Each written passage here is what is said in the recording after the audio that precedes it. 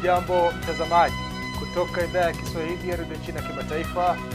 Hii ni Nuru ya Mashariki.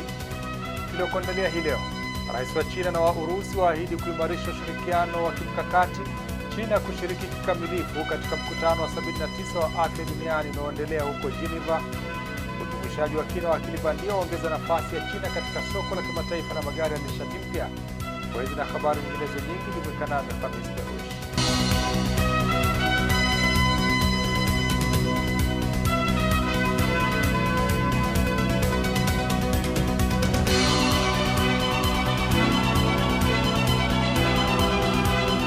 China na Urusi zimeahidi kuimarisha zaidi ushirikiano wao wa kimkakati baada ya Rais Xi Jinping na Rais Vladimir Putin kukubaliana kuongeza muda wa mkataba wa ujirani mwema na ushirikiano wa kirafiki. Katika mazungumzo yaliyofanyika Beijing, viongozi hao walisisitiza umuhimu wa ushirikiano wa kisiasa, kiuchumi na kimataifa wakati dunia inakabiliwa na mabadiliko makubwa. Ronald Mutie anaripoti. Hii ni ziara ya 25 ya Rais Vladimir Putin wa Urusi hapa nchini China. Mwenyeji wake, Rais wa China Xi Jinping, alifanya hafla ya kumkaribisha Rais Putin Jumatano asubuhi nje ya ukumbi wa mikutano ya umma wa Beijing.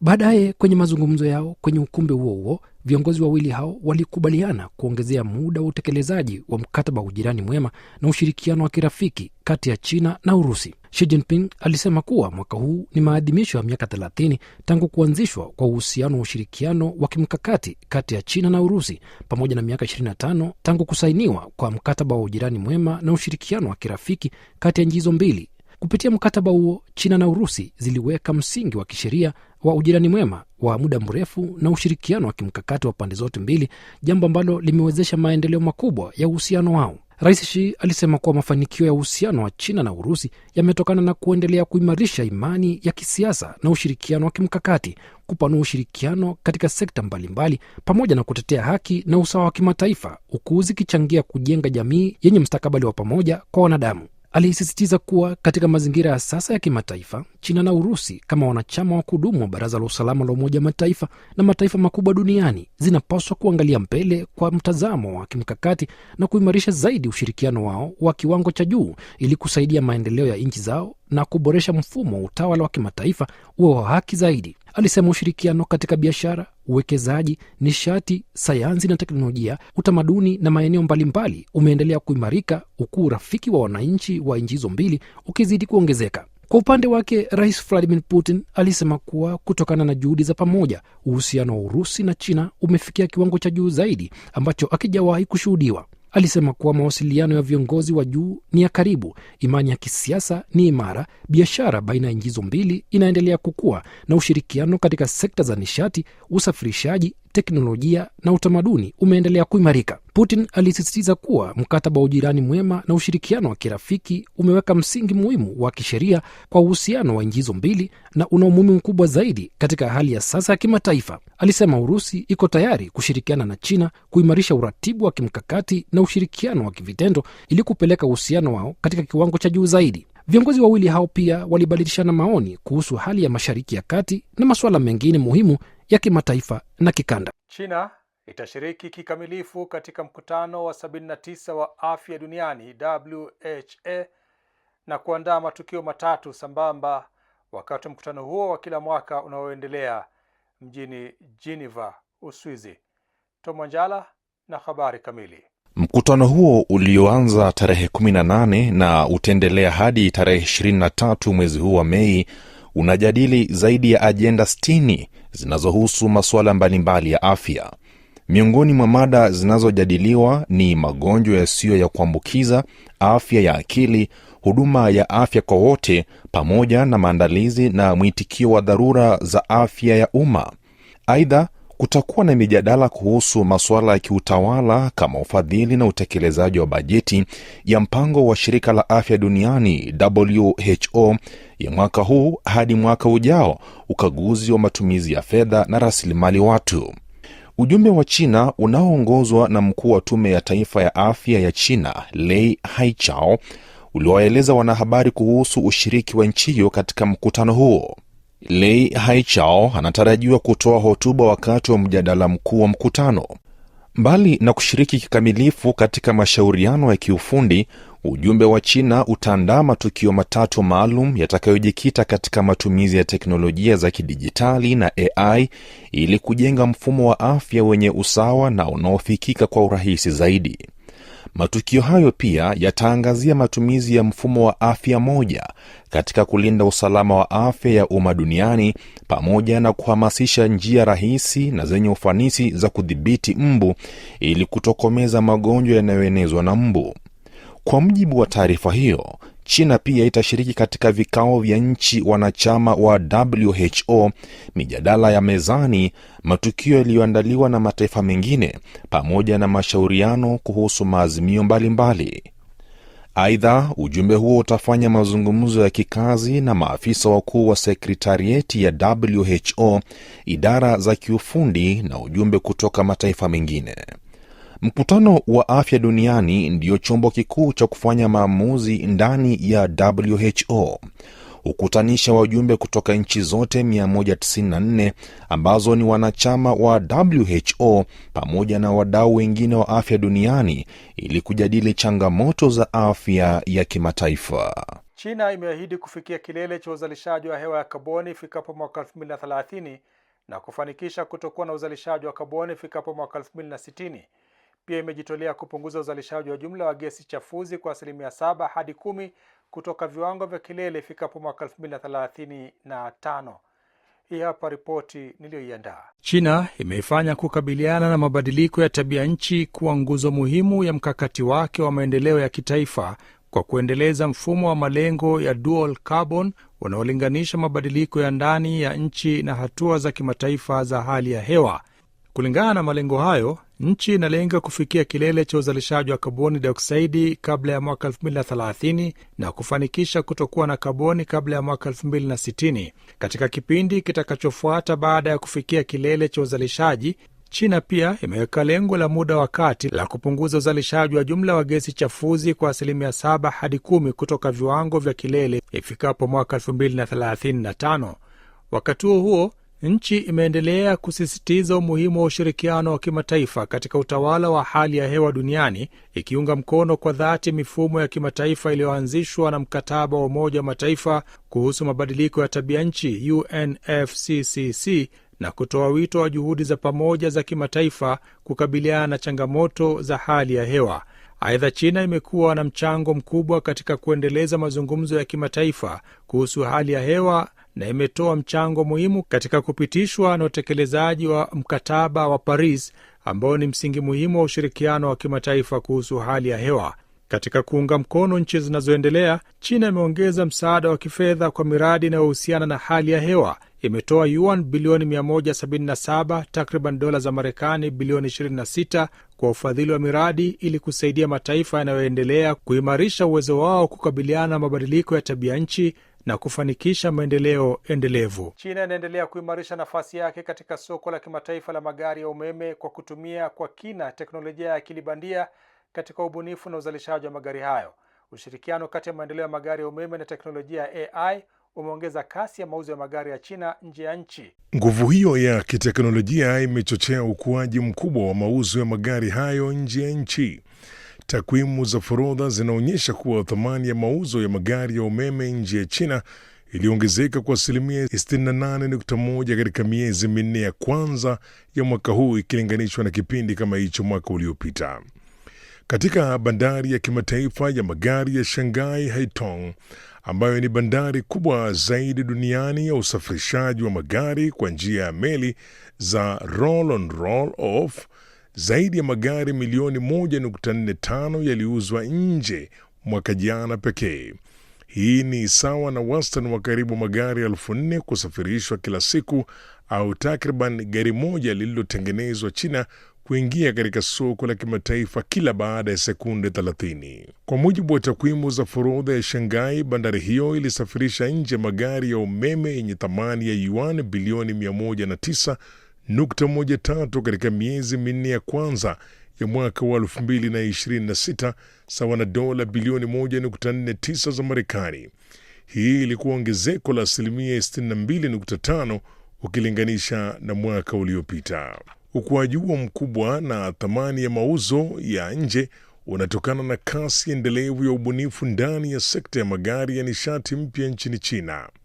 Katika kituo cha ubunifu cha kampuni ya SAIC Group mjini Shanghai, gari la kwanza duniani lililoundwa kwa msingi wa AI limezinduliwa rasmi, likionyesha mafanikio mapya ya China katika usanifu wa magari yenye akili. The AI for us is very important to not just add it on afterwards in the car, but is as well a possibility to adopt it already from the beginning. You know, that car will be able to not only understand you, but as well to be able to go deeper to your habits and to be recognizing the personality and recognizing maybe even your mood in the moment and adopting this and adjusting that you can enjoy.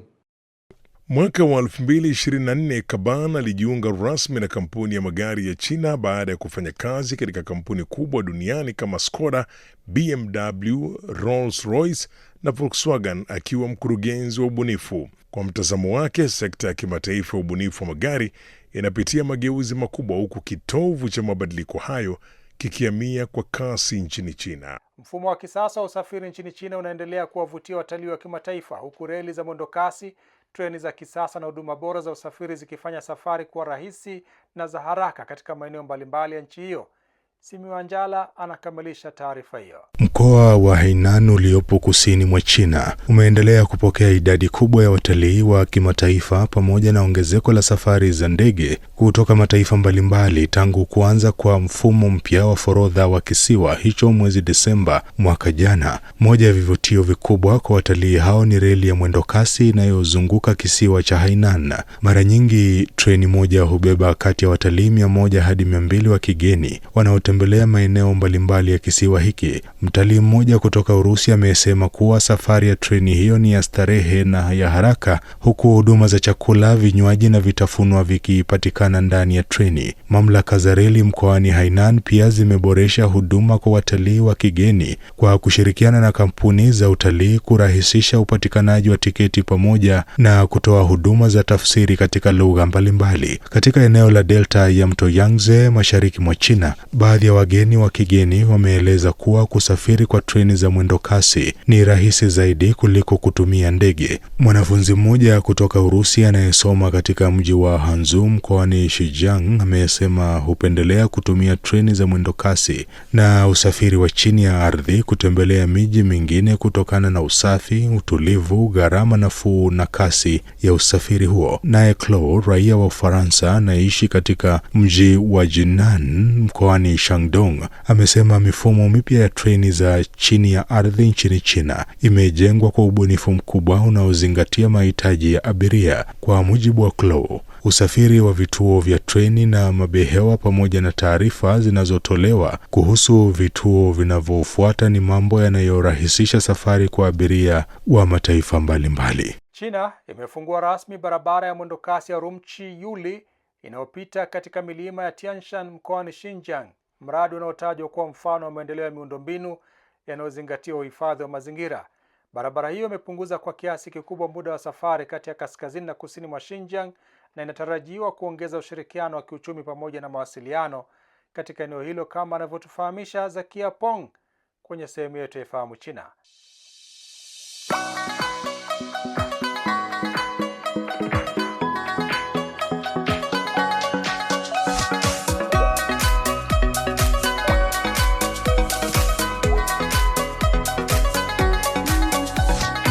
Hujambo na karibu katika kipindi cha Ifahamu China. Mimi ni Zakia Peng. Barabara ya Urumqi hadi Yuli inayopitia kwenye milima ya Tian Shan kaskazini magharibi mwa mkoa wa Xinjiang nchini China ni mfano wa ujumuishaji wa uhifadhi wa ekolojia na maendeleo ya miundo mbinu katika maeneo yaliyo na mifumo dhaifu na mazingira magumu. Baada ya zaidi ya miaka 5 ya ujenzi, barabara ya mwendo kasi imefunguliwa rasmi. Ikiwa na urefu wa kilomita 2,500, milima ya Tian Shan inaenea katikati ya Xinjiang, ikitenganisha mji wa Urumqi uliopo kaskazini na mji wa Korla uliopo kusini. Kutokana na kufunguliwa kwa barabara ya mwendo kasi, muda wa kusafiri kati ya miji hii miwili umepunguzwa kutoka saa 7 hadi 3 na kuhimiza ujumuishaji wa kiuchumi kati ya kaskazini na kusini mwa Xinjiang na kuunda njia mpya za kuwasiliana na maeneo ya nje. Barabara inapopitia kwenye maeneo mengi ya wafugaji. Wasiwasi wa awali kati ya wafugaji ni kuhusu usalama wa ardhi ya malisho na kuvuruga utaratibu wa maisha ya mifugo. Hatua zenye ubunifu za kiikolojia kama vile njia maalum za wanyama zimepunguza wasiwasi huo. Kwa sasa makalafati maalum yameundwa ili kuwawezesha kondoo na ng'ombe wanaweza kuvuka salama chini ya barabara ya mwendo kasi.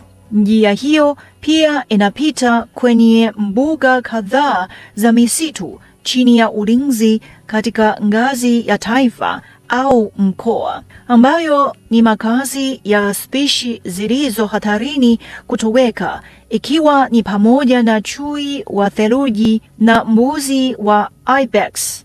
Katika sehemu nyeti ya kiikolojia ya kilomita 116, wajenzi wamejenga vichuguu vingi na zaidi ya madaraja 30, na karibu 60% ya njia hiyo inavuka matuta ya milima kupitia madaraja na vichuguu, ikilenga kupunguza kugawanika kwa makazi na kudumisha njia za uhamiaji wa wanyama. Njia ya mwendo kasi sasa inatumika kama mshipa muhimu wa kiikolojia na kiuchumi inayounganisha mikoa ya kaskazini na kusini ya milima ya Tian Shan, huku ikisaidia bioanuwai ya ndani. Wanyama hutembea kwa uhuru kwenye njia za kiikolojia na mimea ya asili inastawi kwa kasi kando ya barabara. Haya, kwa leo kipindi hiki kinaishia hapa. Katika kipindi kijacho nitaendelea kukuletea mambo mengine yanayovutia kuhusu utamaduni na jamii ya China. Asante kwa kuwa nami. Mimi ni Zakia Peng. Kwa heri. Na mtazamaji, sasa ni wakati wa sehemu yetu ya Jifunze Kichina. Katika sehemu hii tunawaletea masomo ya lugha ya Kichina hatua kwa hatua kwa njia rahisi na ya kuvutia. Karibu tujifunze pamoja.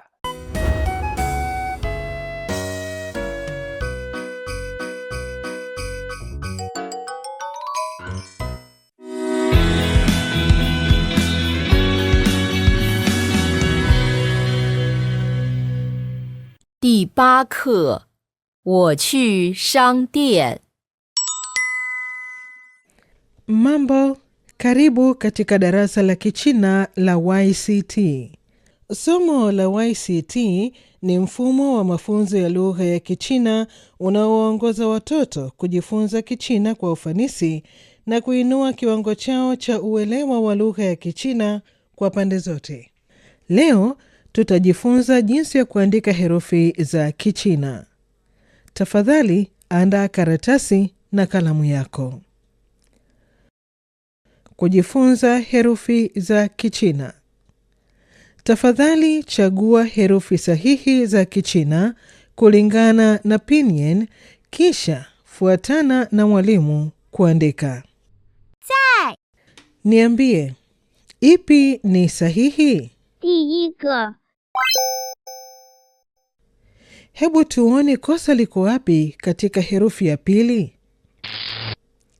Sasa hebu tuone jinsi ya kuandika herufi hii ya Kichina kwa usahihi.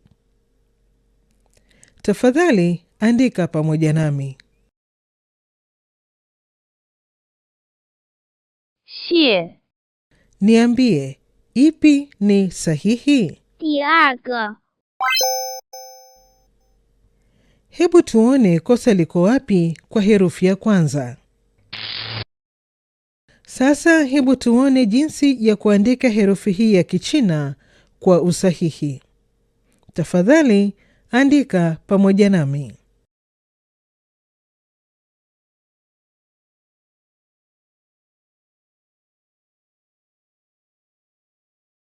Qu.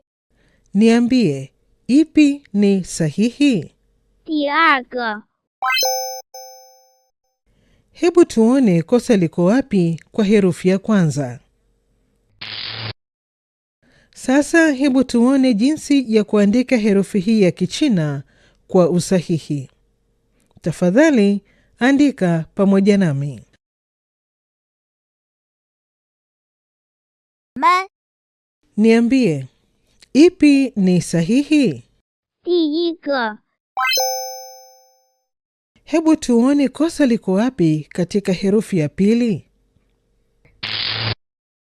Sasa hebu tuone jinsi ya kuandika herufi hii ya Kichina kwa usahihi. Tafadhali andika pamoja nami. Tafadhali jibu sahihi kuendana na swali. 你姐姐在家吗？ Ipi ni sahihi? 第二个，我姐姐在家。 你去哪儿？ 第一个，我去商店。 你去学校吗？ 第一个，不去，我们在家。 他的眼睛大不大？ 第二个，他的眼睛很小。 这是谁的狗？ 第一个，这是我的狗。